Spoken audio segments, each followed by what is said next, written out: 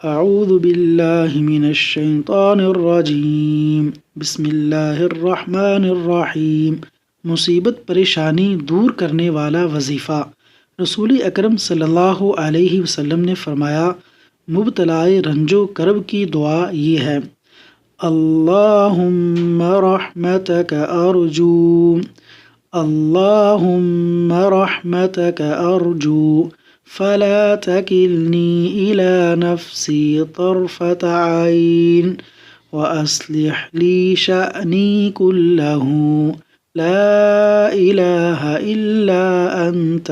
ترجمہ: اے اللہ، میں تیری رحمت کا امیدوار ہوں، مجھے لمحہ بھر بھی میرے نفس کے سپرد نہ کرنا، میرے حالات کی اصلاح فرما، تیرے سوا کوئی معبود نہیں۔ سنن ابو داود، حدیث نمبر 5090۔